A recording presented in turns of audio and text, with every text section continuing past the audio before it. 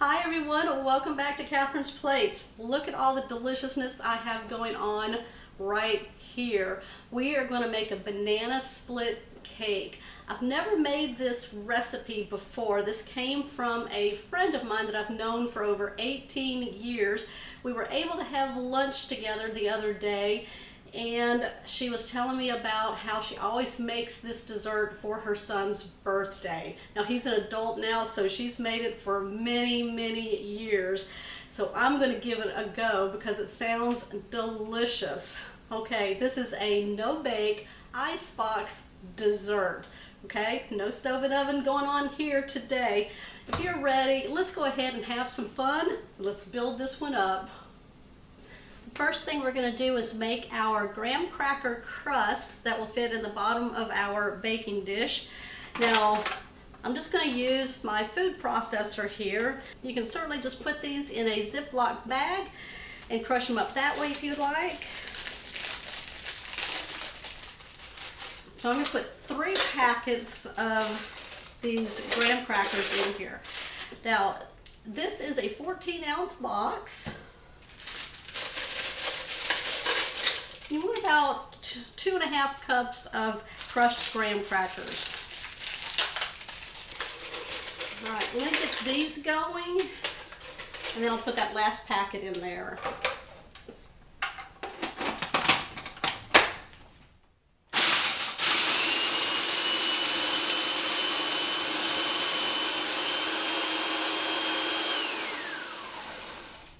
Now what we want is a fine crumb with this. So I'm going to empty this out into a bowl, and then we're going to finish up these right here, and then we're going to go on from there. Okay.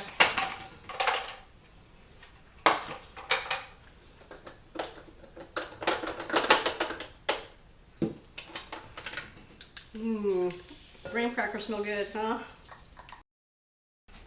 So we're using 3/4 cup of melted butter, which is 1.5 sticks. I'm going to get my fork here.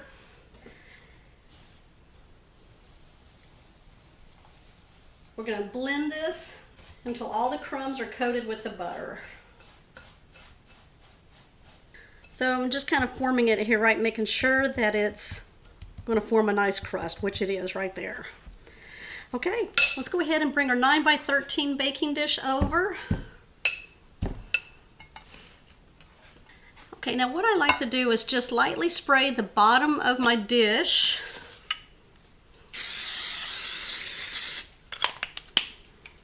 And then I'm going to pour my mixture into here and then just kind of form it. I'm just going to use my fork and just start pressing down for a nice even crust on the bottom. You do not need to go up on the sides with this. Just make it sure it's nice and formed, solid. Okay, now the reason why I sprayed my baking dish before I put the mixture in was we're going to put this in the refrigerator, and it's going to chill for about 30 minutes to solidify. Now the butter in that graham cracker crust will solidify and help it make a solid crust. Now when you spray the bottom of your dish, this does not solidify in the refrigerator, okay? So it'll make it easy to be able to cut out pieces of our cake here. All right, so that's what's going to happen. In the refrigerator for 30 minutes to chill to help lock this crust in, and then we're going to come back and start filling this up. So our graham cracker crust is almost ready to come out of the refrigerator. Now in a medium bowl, I have 8 ounces of cream cheese that I've softened. And to that I added 1/4 cup of softened butter. Now what I'm going to do is take a hand mixer here. I'm going to blend this together for about 5 minutes until it's nice and creamy.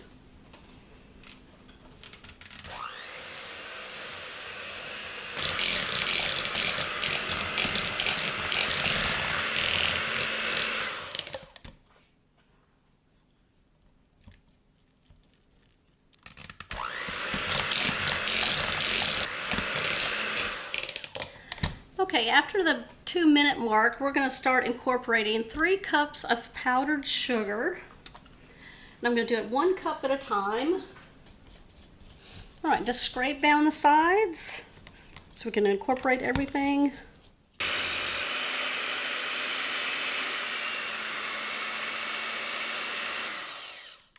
All right, lucky today I have 2 people and 2 beaters. Okay, look at how creamy this is. Okay, let's go ahead now and bring our graham cracker crust over. Now this had chilled in the refrigerator for 30 minutes, or if you don't have that much time, you can stick that in your freezer for about 10 minutes to solidify your crust. Oh, that looks really good, nice and firm. What I'm going to do is take our mixture here, and I'm just going to put dollops all the way around. Now make sure you do dollops. It's easy to spread that way. Now I shared the beaters. I wonder who's going to get the bowl. Somebody was complaining that one beater had more stuff left on it than the other one. I have my daughter Rihanna and my husband Thomas. And they're going to have to fight over the bowl, I guess. Alright, I'm going to use my favorite tool when I'm baking, and this is an offset spatula, and it's really easy to spread things using this instead of a spatula. But I will link these down below in my description box if you want to check them out, and also you can find these in my blog at www.catherinesplates.com and my store items. So now what we're going to do is just smooth this out evenly over the crust. Okay, I got this evenly spread in here. Okay, I'm going to bring 4 bananas over here. Bring my cake back over here. Let's see if I can see that. There we go. I'm going to slice the bananas and we're going to put those all over the topping right here. Now, there was a trick to peeling bananas. If you start at the bottom and you peel it, all the string comes with it, and then you have no strings left. If you peel it from the top down, you always have those little strings. Nice little tip, huh? All right, we're going to use my yellow knife here since we're doing bananas. All right, and we're just going to layer them. So I may be doing 3 bananas, we'll see. So I think it depends on the size of your bananas and how thick you cut your bananas as to how many you're going to need, 3 or 4. Mine were pretty big, so I did 3 bananas for this right here. Okay, I have a 20-ounce can of pineapple. Now this is crushed pineapple, and what you want to do before you add this is make sure you drain it well. So I'm just going to take the lid off. Just got my little strainer here over a bowl. I'm going to add it, and then what I'm going to do is just take a fork and just mash it till we can get all that juice out of there. You don't want this wet. And don't worry, that juice ain't going anywhere. I love pineapple juice. Now if you want to use pineapple chunks, you can do that also, and you can put that on there. Just make sure it's all drained very well. Okay, once you get this drained, we're going to put it on top of our bananas nice and evenly. Now hopefully I told you the size of it. It is the 20 ounces. Yeah, we're still building up. Okay, that's looking really good. Here we go. Okay, now we're going to top our banana pineapple mixture with a whipped topping. Now you can either use Cool Whip that comes out of your refrigerated section of your store. You just want to thaw that out. And then it's 12 ounces. Or you can do whipped topping. Now I'm using some heavy whipping cream, and I'm going to make my own kind of Cool Whip version here.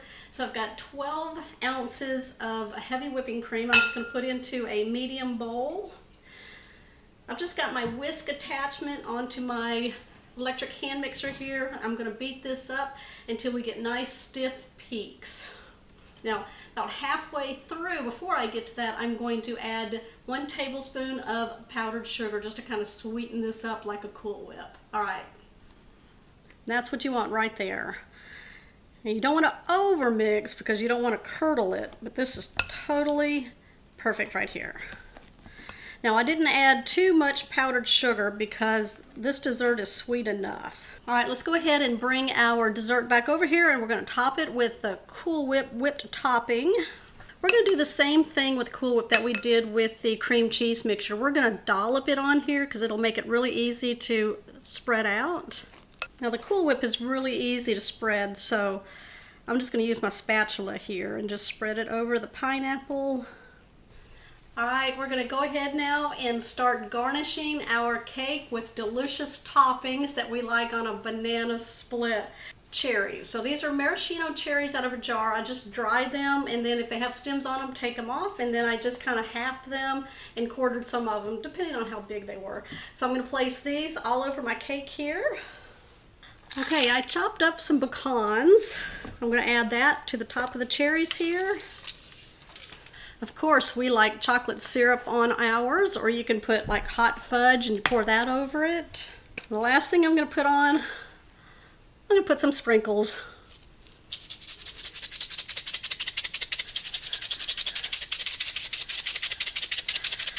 Okay, this looks like a party. Okay, there's one final step. We have to put this in the refrigerator to chill and set up for 4 hours or overnight. Now, if you know my house, 4 hours is going to be the tops for this. Got that right. All right, guys, I'll be back and show you what's on the inside. Okay, look at my Icebox No Bake Banana Split Cake. Doesn't that look like a party?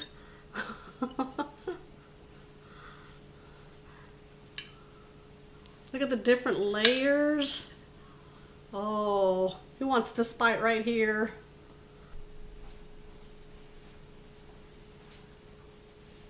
Mm-hmm.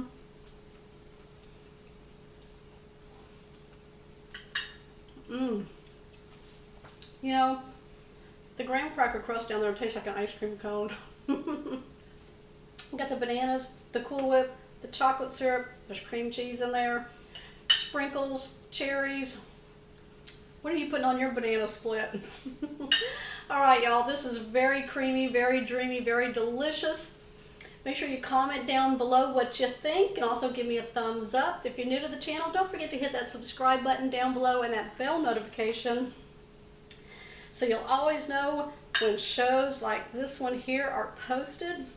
I will see you on the next episode.